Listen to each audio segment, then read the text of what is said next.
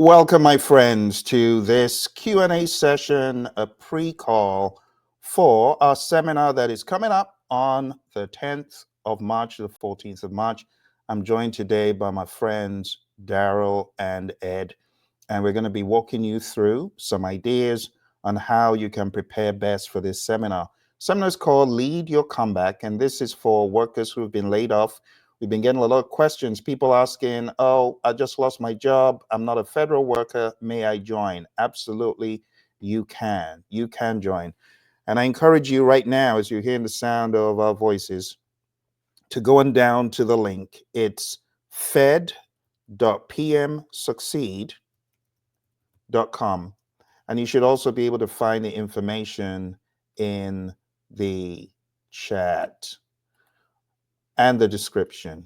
So thank you, Ed, for that. So fed.pmsucceed.com. The idea is for you to come to not only gain clarity about project management, but also for you to gain clarity on your next steps. Okay? So we encourage you to join. It's a free seminar. If you know anyone who's been laid off, feel free to share this link with them, okay? Let's jump straight in to the top of the waves of this seminar. This seminar is going to be based on my new book, which everyone who is attending is going to get for free. You're going to get a free PDF download of this book. It's called Lead Your Comeback: Strategies for Project Management Career Invention. And if you look at the subtitle of this book, which you can also find on Amazon, by the way, it's a strategic playbook for federal workers to transition into project leadership roles. For those of you who don't know me, my name is Phil, and I've been working as a project manager for over 2 decades. I've been very fortunate to serve folks in the government space, in military, in local counties, and so on. And this is an opportunity for me to help those who've been laid off, who've lost their job. I'm a project management coach and author, written many books such as the ones you see behind me. And I'm going to be sharing with you not only how to get equipped to better present your project management case in an interview. You can transition your career from where you are now into project management. You can leverage the expertise you gained in government so that you can redefine your direction as a professional. So what we're going to be talking about on the screen here, number one is going to be project management basics and pragmatism. And these are the pages in the book, right? Those pages that you see listed. We're going to be talking about what project management is, and we're going to identify your project management experience in government. I'm going to show you how to revamp your resume so that you redefine your role as a project leader, as a program leader. Lots of you have worked on programs, you just don't know it. I'm also going to be showing you the terrain of Agile. We're going to be covering Agile, Scrum, and Kanban. I'm going to show you how you can use that to expand your career and grow. We're going to do exercises, answer questions. In fact, you're welcome to send in your questions. If you have any questions right now, I encourage you to send in questions to support@praizion.com. That's support@praizion.com. And we'll be answering your questions every step of the way. I'm also going to be coaching you, showing you how to develop your career and land your next role. I'm going to be showing you some of the practices I used when I lost my job back in 2009 and how I was able to redefine myself. I am going to be teaching you ideas, mindsets about how to transition to your next big thing. We're going to work on creating a 30-day career action plan, because I know when you lose your job, it's quite demoralizing at first, and you're scrambling around trying to do something, but it might just be busy work. I'm going to show you how to make that productive action. We're also going to work on the PMP exam. So I'm going to show you what the PMP exam is all about, the curriculum. I'm going to show you how you can proceed to get PMP certified. We're going to be covering the people, the process, and the business domains as we go through this curriculum. And then we're going to talk about the difference between job searching and job strategizing. And my goal is to help you to job strategize, to pick yourself up, to begin going for interviews, to redefine yourself as a project manager. Look, there's a myth, and I want to address the myth. The myth is you're not a project manager except you have the title. You got to be called project manager. That's a big fat lie. I have met great project managers who were VPs, who were directors, who were presidents of companies. So anyone telling you you must have the official title of PM, they're not telling you the truth. Everyone is a project manager. Everyone. You're managing a project right now, a temporary endeavor such as this. This is a mini project. Projects in economies of scale could go into months and weeks and years. And then you have programs, which is a collection of multiple interrelated projects that span across a long period. So I don't want you to think, oh, I can't be called project manager. That's not correct. I was not a project manager by structure and engineered choice. I was a project manager because I found myself in a role managing projects at Citigroup. And that's when I began to realize, oh, there must be something to this, but I didn't know what it was called until I started working on my master's degree. And my professor said, well, I guess you'll write a dissertation on barriers to implementing project management systems. So I began that journey, and that was back in 2002. And since then, I've been very fortunate enough to learn project management, getting PMP certified. Ed is a PMP as well. I want Ed to comment because we're taking time to talk about the PMP. Ed, do you think there's really any value in this PMP exam thing that we're going to be talking about on day, I think it's day 4? Yeah, I think it's a lot of value in there, but I think the value is not this not just in the certification itself, is the journey that you go on with trying to obtain your actual PMP, which is huge because with the PMP, when you're going after this PMP, you have to first, number one, make sacrifices, meaning, you have to tell friends and family, hey, I would love to go out and maybe go have that beverage of choice or that movie, but I can't go because I'm studying for the PMP. It forces you to really take your experiences and then combine that with the theories that you've learned, that the theories that you're going to learn through PMI. So I think it's very important that you go on that journey, and then when you go on that journey, to see who you become, because what you need to understand is when you get that certification, that's just not the end of it. The next step is where I am, is with my mentor, my friend and trainer, Phil, on leadership, because leadership is going to be something you're going to need long term. Good stuff, Ed. With that said, let's shift gears here and talk a little bit about leadership. Let's give people a 411 high level lesson on leadership, right, Ed? The true measure of leadership is influence, isn't it?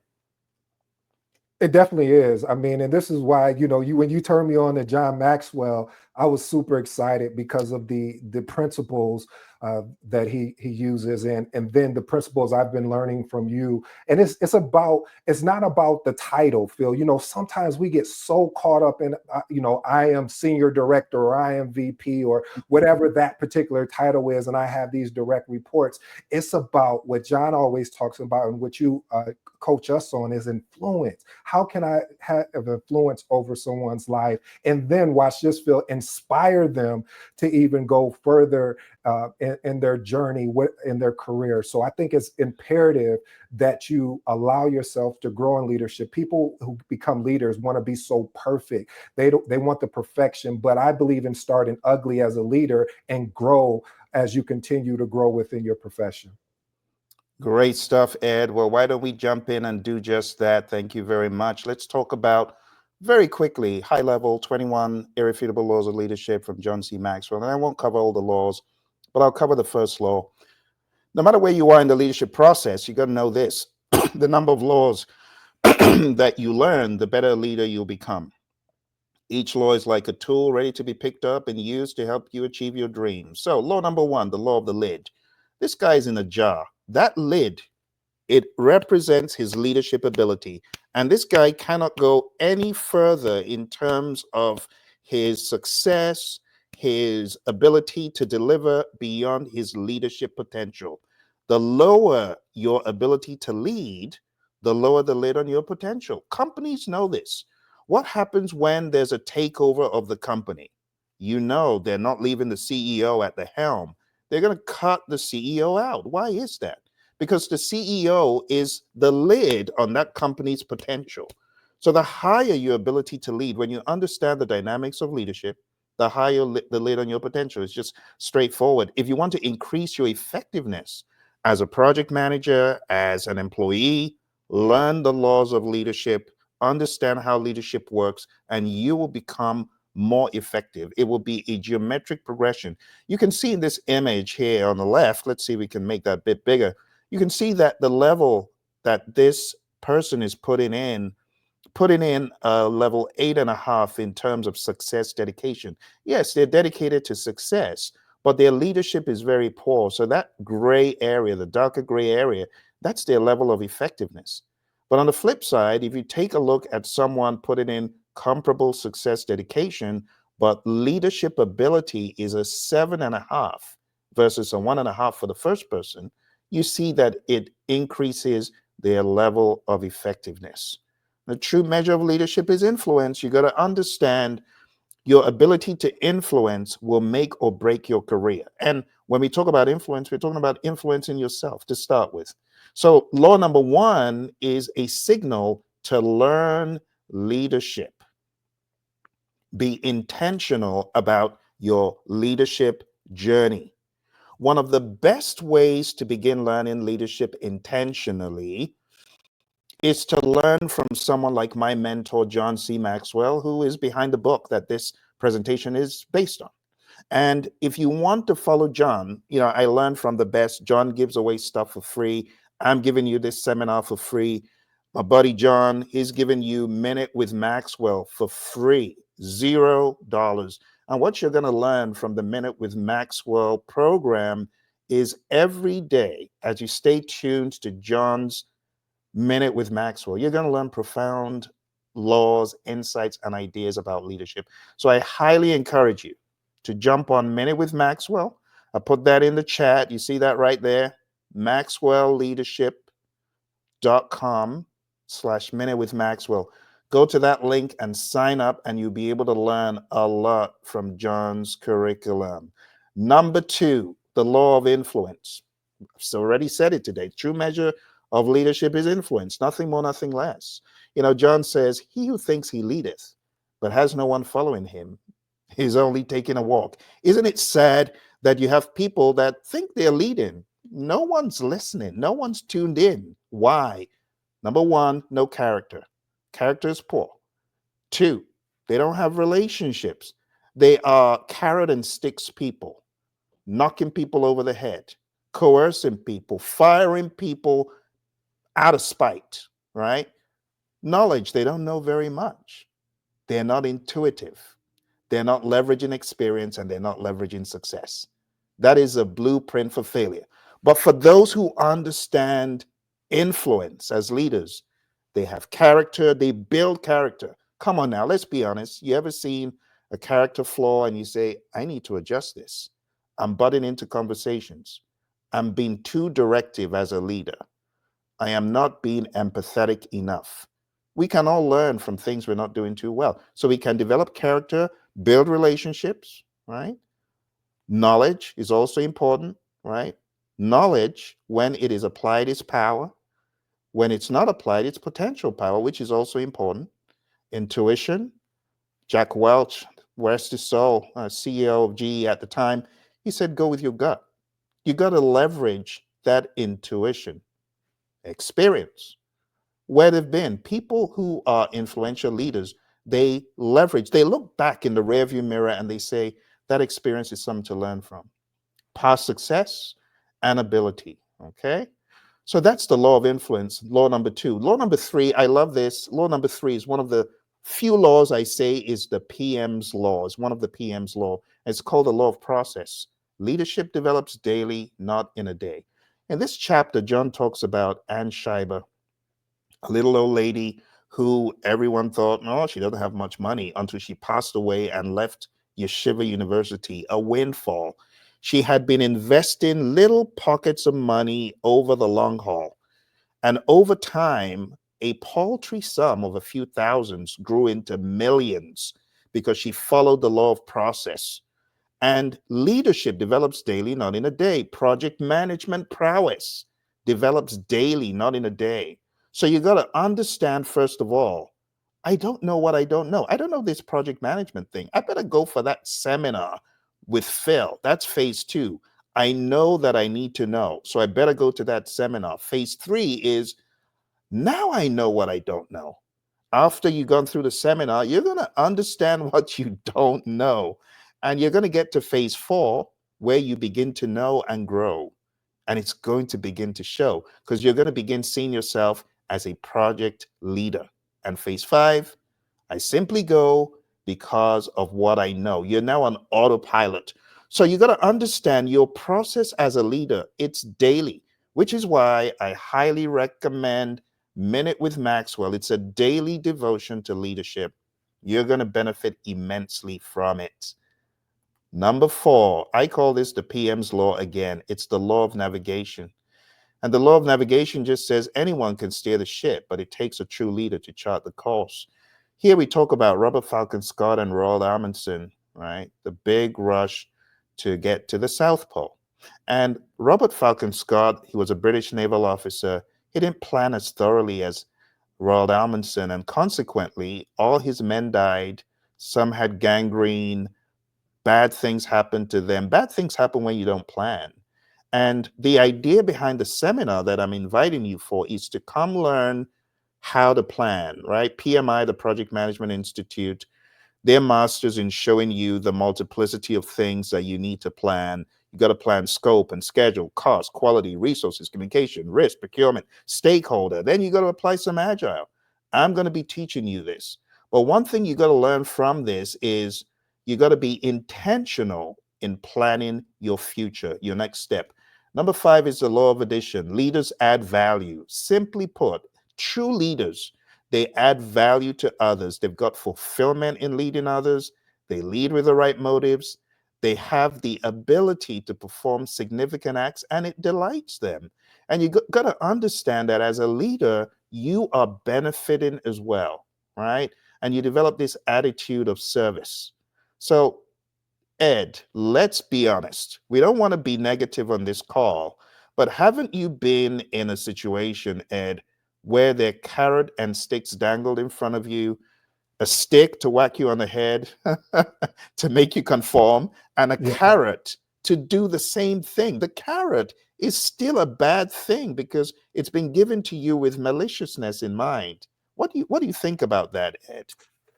Yeah, so fortunately, unfortunately, I've experienced that, and like we all have in our career. And sometimes it takes a moment to identify it because it may look as an opportunity, but all opportunities are not good for the direction we're going. This is why strong leadership is required, because when you have a strong leader, now when I say strong, I'm going back to the John Maxwell principle of influence, of being able to influence you in your career, influence you in your day to day, because great leaders, what they do is they are slow to speak and very active to listen. I'll say that again, slow to speak, but very active to listen, because it's required in order to understand where someone is going in their journey or what they see in someone, because there's potential there, but how can I pull that potential out of that particular person? So watch this, Phil, so they can see the potential. And now it doesn't turn into, going back to what we were originally stating, a carrot and a stick. They're able to see it and say, oh,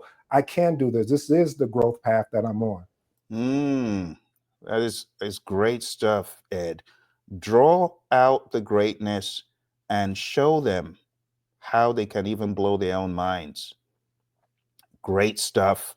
So the law of addition, right? Only secure leaders give value to others, and leaders add value by serving others. Number six, the law of solid ground. Trust is a foundation of leadership. So, Ed, what are some ways that as a leader, if I go into an organization, if I'm on a new job, if I find myself in a customer situation, how can I build trust right from the get-go? Any ideas?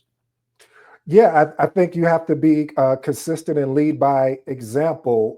Don't, one of the things my mom used to say, and we joked about it. She would say, "Don't do as I do, do as I say." And I would say, "Mom, respectfully, but shouldn't it be backwards? Like, shouldn't I be following your example? And she would laugh. She was like, yeah, son, you're right. But the point I'm making with that story is that a lot of leaders will say, you need to do this. I mean, you need to be on time at that meeting.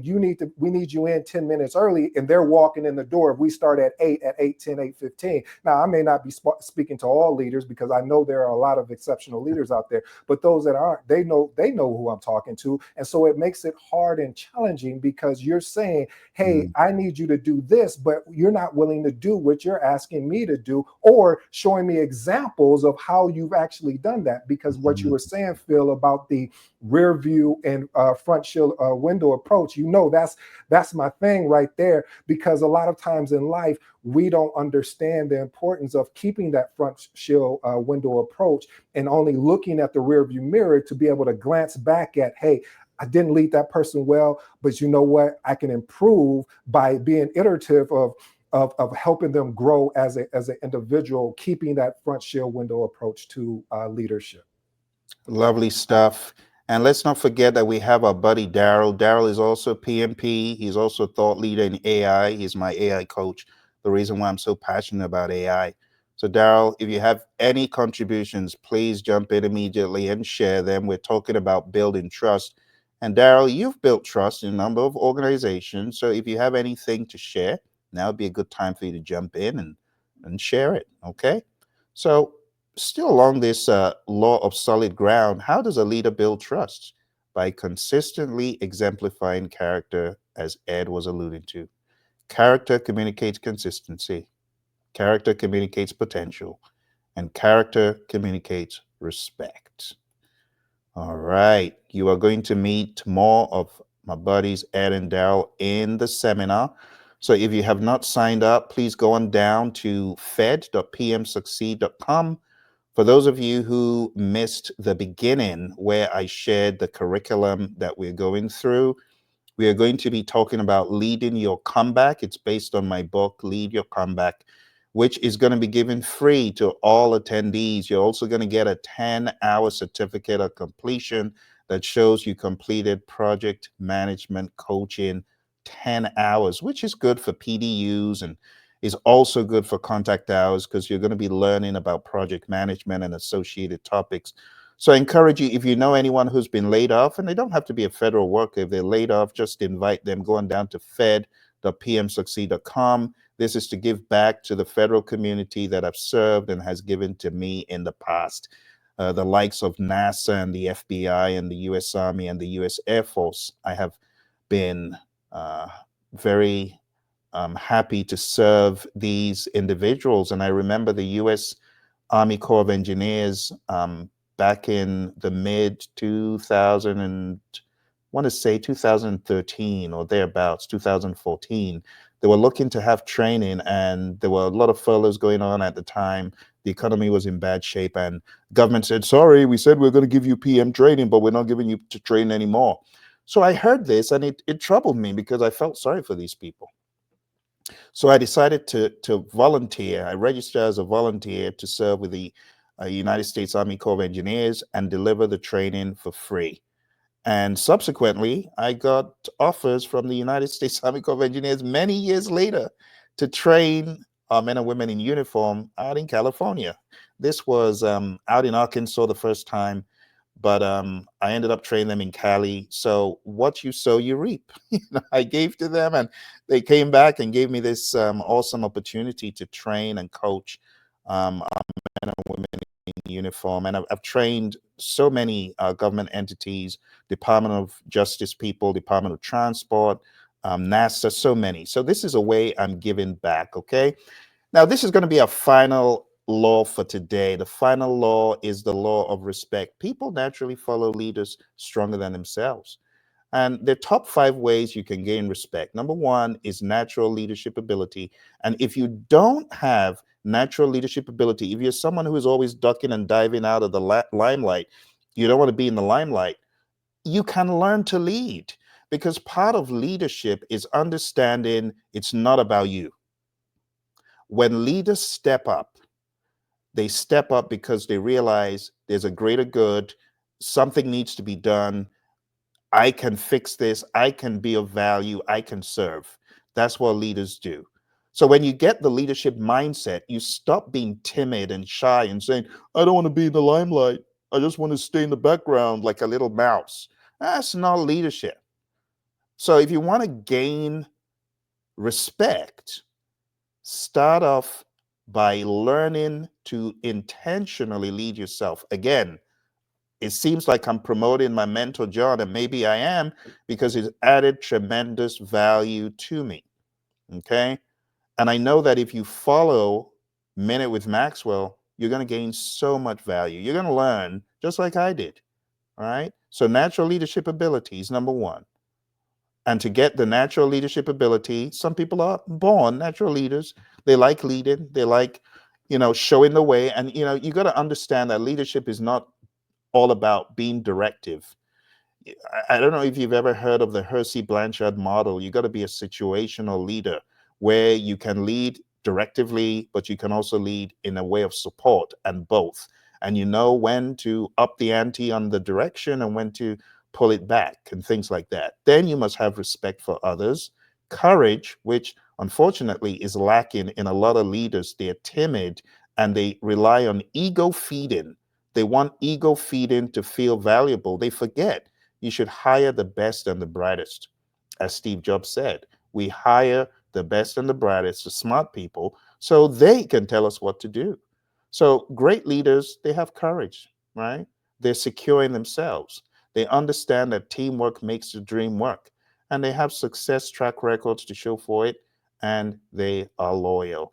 If you want to learn the other 14 laws, attend the session. I will be covering the other 14 laws of leadership. Going down to fed.pmsucceed.com. For those of you who missed it in the beginning, we're talking about a smattering of topics in the seminar. We're going to cover project management basics. We're going to cover process groups and knowledge areas. But while we're doing this, I'm going to show you how to revamp your resume to make it more reflective of project management. We're going to cover the 10 knowledge areas. We're going to cover Agile, Scrum, Kanban. We're also going to talk about career strategy and landing your next role, and talk about certifications and next steps.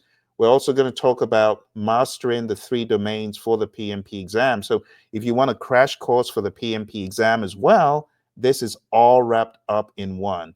We're going to talk about all the 3 domains, and I'm going to give you access to a final mock exam that will help you understand the craziness of the PMP.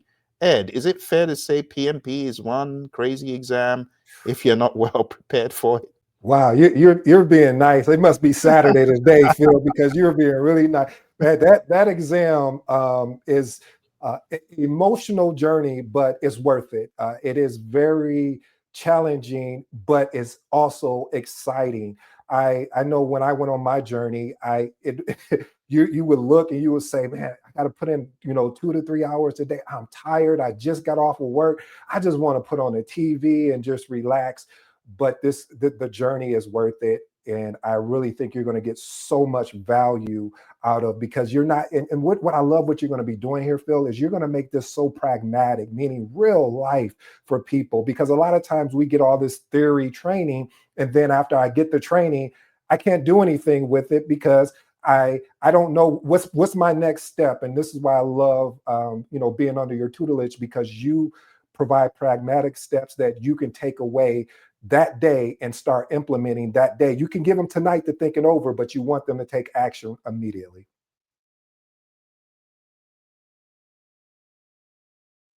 You're on mute, Phil. Okay. Thank you very much, Ed. I appreciate that. For those of you who are listening, again, make it a date. The questions coming in, people asking, can I attend this if I've just been laid off? Can I attend this if I'm not a federal worker? Absolutely. Don't look a gift horse in the mouth. Be smart. And I appreciate those of you who wrote in to ask, can I attend? I'm not a federal worker. Yeah, absolutely. You're not in the United States. That's fine. There are limited seats. So jump on, sign up, register, and we look forward to seeing you there. If you have any questions before the date, send them in to support@praizion.com. We'll be very happy to hear from you. All right. Daryl and Ed, did I miss anything? Any final comments?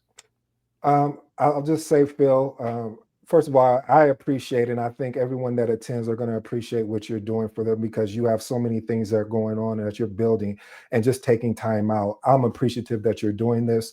So I just hope that people show up and actually take down some notes and look at the book that you're providing them, and take action. Just don't come just to get more knowledge. You can get that anywhere, but come here so you can have actionable steps to move forward in your career. Great stuff, Ed. Thank you very much. I want to give a shout out to our friends on Instagram who I see on there. But Daryl, any final comments, closing remarks? Yes, Phil, thank you so much for doing this. This is really, truly an honor to be part of this, this pre session. Um, yes, especially with leadership and how to use leadership to get back on your feet, when that time happens. But again, thank you again for doing this. Thank you very much. All right, my friends. Well, we've come to the end of the session. Thank you very much, Ed and Daryl, for jumping on. And we're looking forward to seeing you next week. Any questions from the audience? Our friends on Instagram, Ilrakudan, Anita's Beauty, thanks for joining. I am Sugar Hill. We appreciate you coming through, and all the rest of you who came through on YouTube, on Facebook. Now's a good time for you to chat in if you've got any questions, comments, or concerns. Our friends on LinkedIn, I don't see anything in the queue. So I'm going to say thank you very much, and we look forward to seeing you next week. Make it a date, fed.pmsucceed.com.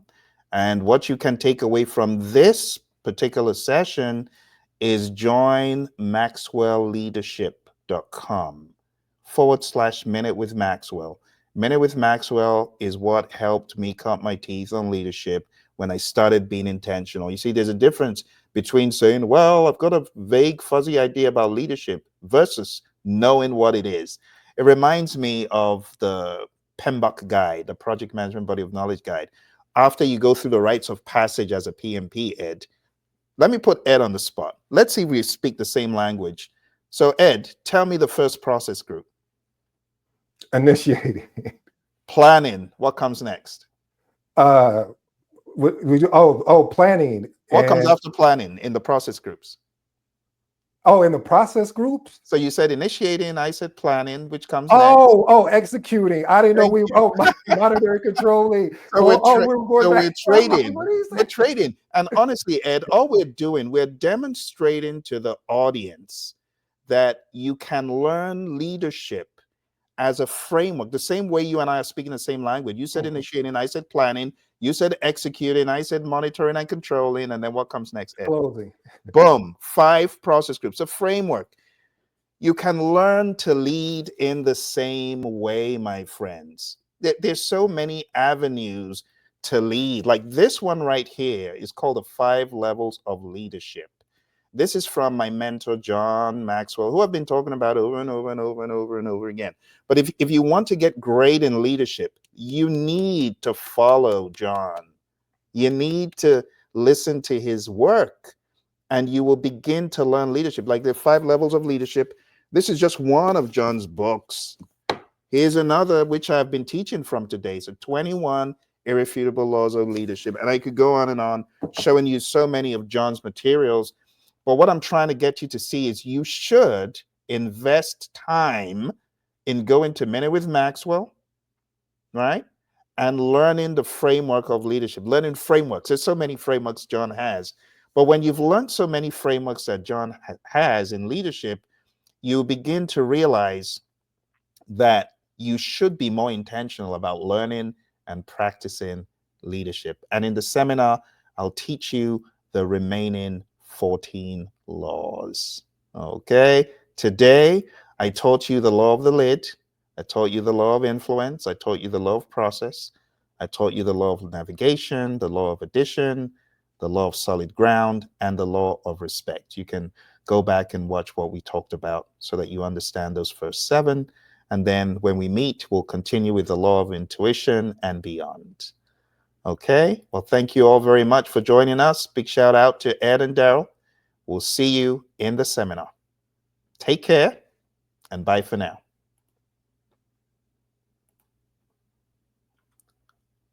Au revoir.